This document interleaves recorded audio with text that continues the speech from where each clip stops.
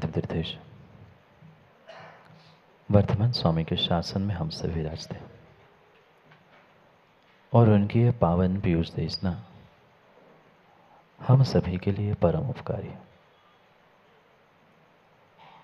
अनादिकाल से हमारी आत्मा में जो जन्म, जरा और मृत्यु रूपी रोग लगे, उन रोगों का उपशमन करने वाली कोई परम औषधि है, वह एकमात्र यह जिनवाणी है। भव्य आत्माओं, एक राजमाता बहुत दुखी थी। सोच रही थी, काश काश मेरे पति होते, काश आज मेरे पति होते तो मुझे इतने दुखों को ना उठाना पड़ता। भले ही राजमाता थी, पर कोई साथी नहीं है, राज किस काम का। वह सोचती विचार करती, ठीक है, पति ने छोड़ दिया, पति का स्वर्गवास हो गया, पति का वियोग हो गया, यहाँ तक तो फिर भी ठीक था। इकलौता बेटा था, वो भी छोड़ चला गया। इकलौता बेटा था, वो भी जिस पे माँ उम्मीद किस पे होती है। भले ही घर परिवार बेटे के पिता कैसे ही क्यों ना हो, पर हर एक माँ को अपने बेटे से बहुत उम्मीद होती है। माँ भी सोच रही थी, इकलौते बेटे से ही तो उम्मीद थी, इकलौते बेटे से ही तो उम्मीद थी, पर क्या करे, वो भी मुझे अकेला छोड़कर चला गया। क्या करे। वह भी दिन था जब मैं बच्चे को खिलाती थी। मेरे पतिदेव थे, हम कई सारे उन क्रीड़ाओं को, इंद्रिय सुखों को भोगते थे। आज ये अकेली बेटी और अकेली मैं बची हूँ। भले ही राज है, प्रजा है, पर अकेले का दुख पाटनी जी अकेला ही जानता है। और सामान्य व्यक्ति लेन देन की तैयारी रखता है, हजारों लाखों तो ऐसे ही लगता है, फिर तो वो राजमाता थी और राजकुमारी की शादी होनी थी। पूरे लवाजमे के साथ, तामझाम के साथ, रथ में बहुत सारा सामान, आभूषण, गहने, हीरे जवाहरात, धन दौलत लेकर वह निकल पड़ी। निकलना था, एक राज्य से दूसरे राज्य तक पहुंचना था। तो आज जैसा कोई हाईवे तो बना नहीं था, आज जैसे कोई फ्लाइट की, ट्रेन की कोई व्यवस्था नहीं थी। अपने ही साधन से, जंगल से गुजरना था। बिल्कुल पूरी व्यवस्था लेकर चल रही थी। दल बल सैनिक, पर कितने ले चलते। आक्रमण करने थोड़ी जाना था, मिलने जाना था। दल बल के साथ महारानी व राजमाता और राजकन्या दोनों रथ में बैठकर जा रहे थे। चलते चलते चलते नगर की सीमा समाप्त हो गई। नगर के बाहर आए और एक जंगल के भीतर वह प्रविष्ट हो गए। जंगल की उस सुंदरता को माँ बेटी दोनों निहार रहे थे, देख रहे थे, अपने उस आनंद को लूट रहे थे कि देखो ये ऐसा पेड़ है, यहाँ झरना है, यहाँ ये प्राणी, वहाँ वो प्राणी। देखते देखते, क्योंकि रथ में कोई काम था नहीं, क्या करते, बातें करते करते उस प्रकृति का सौंदर्य देख रहे थे। कभी तिरंज, कभी पेड़, कभी पौधे, कभी फूल, कभी फल। आनंद लूटते लूटते अचानक से उनकी एक दृष्टि गई बहुत दूर तक, बहुत दूर तक उनकी एक दृष्टि पहुंची। एक क्षण दोनों भी स्तब्ध हो गए, दोनों भी स्तब्ध हो गए। और जो चेहरे का आनंद था, उस प्रकृति का आनंद था, एक क्षण में चेहरा बदल गया। दोनों एक दूसरे को देखने लगे और दोनों पूछने ही वाले थे, पर पहले कौन पूछे? पर माँ समझदार थी, माँ चुप रही और बेटी बोल पड़ी, माँ कुछ देखा आपने? माँ दूर वहां कुछ आपने देखा क्या? माँ कहती है, माँ मैं भी बेटी तुमसे यही पूछने वाली थी कि उस पेड़ के पास तुमने कुछ देखा क्या?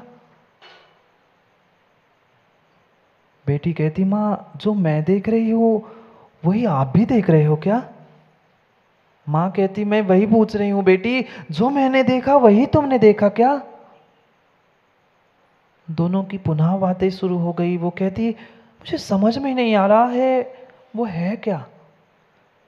दिख तो इंसान जैसा रहा है पर समझ नहीं आ रहा है क्या, कौन है? इनकी बातें तो चल ही रही थी। ये जिह्वा रथ पर सवार थे और वैसे ही घोड़े के रथ पे सवार थे। जिह्वा रथ समझते हैं ना, बतियाते हुए। वे जिह्वा रथ पे भी सवार थे और घोड़े के रथ पे भी सवार थे। घोड़ा और घोड़े का रथ अपने गति से आगे बढ़ रहा था। इनकी बातें भी और इनकी दृष्टि भी बढ़ रही थी। वह जो दृश्य देखा था, क्रम क्रम से आगे बढ़ते बढ़ते वह जो उन्हें इंसान जैसा कुछ दिख रहा था पेड़ के पास, और सुस्पष्ट हो गया। पुनः पुनः एक दोनों दूसरों ने एक दूसरे की तरफ देखा और निर्णय कर लिया, माँ ये कोई दूसरा नहीं, माँ ये कोई दूसरा नहीं है, ये शायद हो ना हो। जहां तक मेरी नजर जा रही है और जहां तक मैं समझ रही हूं, ये कोई इंसान नहीं है, ये कोई सामान्य घटना नहीं है, सामान्य बात नहीं है, सामान्य व्यक्ति नहीं है। माँ कहती है, हाँ बेटी तू सही कह रही है, हाँ बेटी तू बिल्कुल सही कह रही है, कोई कोई इंसान नहीं है, ये कोई इंसान नहीं है, ये इंसान के भेष में एक देवता खड़ा है, धरती के देवता दिगंबर मुनि खड़े हैं। ऐसे परम दिगंबर, ऐसे परम दिगंबर मुनिवर देखे हृदय हर्षित होता है, माँ आनंद पुलकित होता है। दिगंबर मुनि के, दिगंबर गुरु के दर्शन करते ही उस सम्यक दृष्टि जीव के कण कण रोम रोम खड़े होते हैं। वो रोमांच होके कहता है, ये कोई इंसान नहीं है, इंसान के भेष में हमें साक्षात धरती के देवता दिगंबर गुरु मिले हैं। दोनों की आंखें दिखी की दिखी रह गई, देखते ही रह गए। मां नहीं होता, नहीं देखा, देखा तो था। हमने भी कई बार निर्ग्रंथों को देखा, पर कभी ऐसे निर्ग्रंथों को देखकर हम पुलकित हुए? सिंह जी, ऐसे कभी रोमांचित हम हुए? मात्र भजनों में, पंक्तियों में पढ़ते रहे, ऐसे परम दिगंबर मुनिवर देखे हृदय कहाँ हुआ?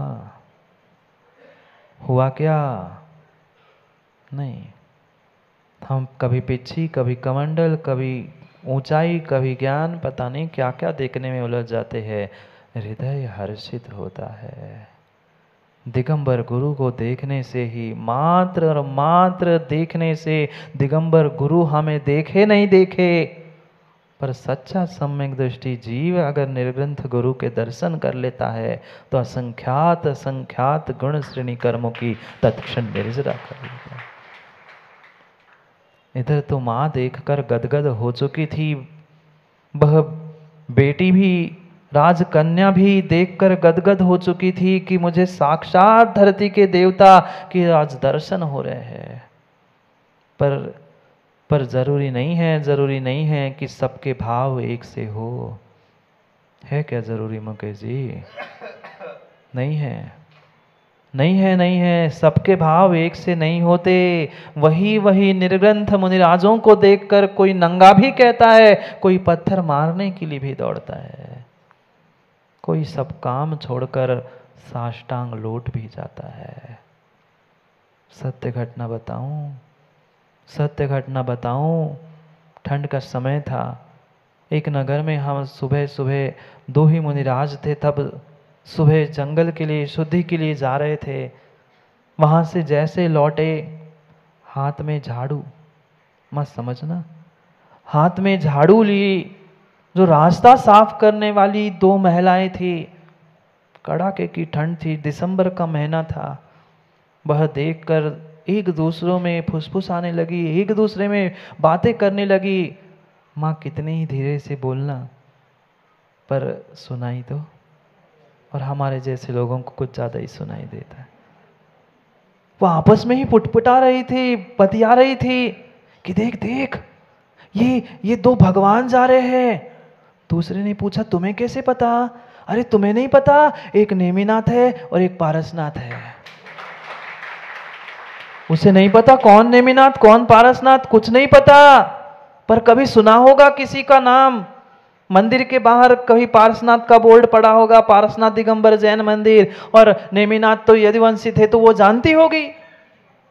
वो बोल पड़ी तुम्हें नहीं पता, कई दिनों से हमारे यहाँ भगवान घूम रहे हैं। ये धरती के देवता, उसे धरती के देवता, गुरु, कुछ नहीं दिखे। झाड़ू लगाने वाली को, उस महिला को, उस जीव को भगवान दिखे, और हमें भगवान के भेष में गुरु ना मिले, इंसान ना मिले। हमारी कितनी फूटी किस्मत है। झाड़ू लगाने वालों ने तो झाड़ू छोड़ दिया, माँ हाथ जोड़ के खड़ी हो गई। कोई 2-4 घंटे की घटना नहीं है, हम तो आए और ऐसे निकल गए, पर जब से दिख रहे थे, जब से पहुंच रहे थे, तब तक उनका बतियाना चालू था। कौन दिखा?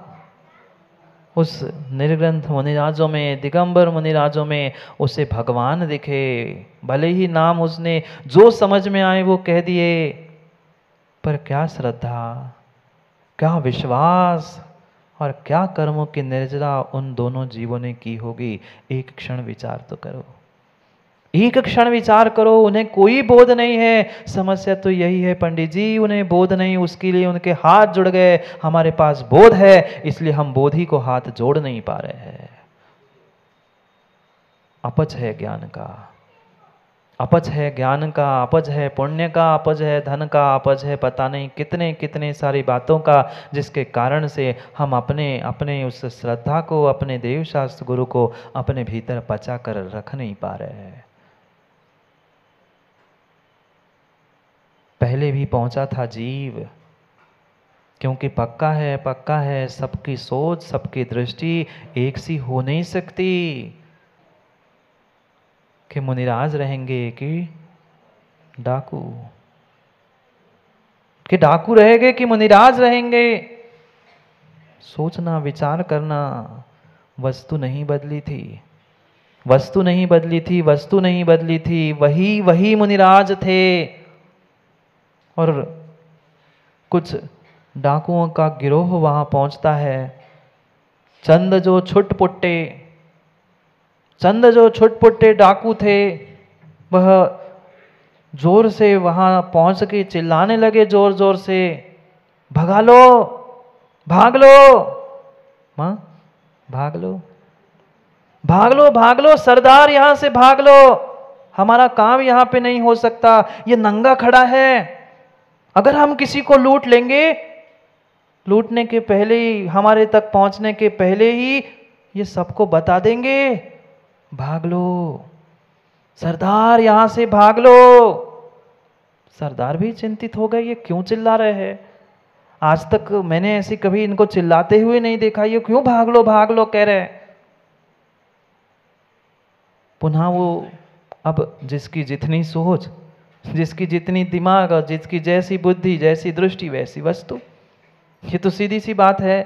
जो जितना छोटा होता है उसकी बुद्धि भी उतनी छोटी होती। मैं तो कहता हूँ सोच जिसकी जितनी छोटी होती है, व्यक्ति उतना ही छोटा होता है। बड़ा ही होता है, छोटा कितना ही उचके, पर बड़ा व्यक्ति बड़े सोच से, बड़े आदब से, बड़े विवेक से काम करता है। जो तनक में बौखला जाते हैं, तलक में, वो कभी बड़े नहीं। सरदार दौड़ के आया, ये क्यों चिल्ला रहे हैं? कल ही रात में हमारा ये निर्णय हो चुका है कि यहाँ घनी पेड़ पौधे, बहुत बड़े बड़े पेड़ है, घने घने पेड़ है, हम यही छुप के आज आने वाले लोगों को लूटेंगे, ये क्यों चिल्ला रहे भाग लो भाग लो। और डाकू को डर लगा, ये तो बहुत बड़ी बात। इंसान को डर लगे हमसे और ये डाकू होके चिल्ला रहे भाग लो भाग लो। सरदार दौड़ के आता है और जो धरती के देवता वहां खड़े थे उसको देखता है, क्योंकि सरदार था, मुखिया था, समझदार था, बड़प्पन था।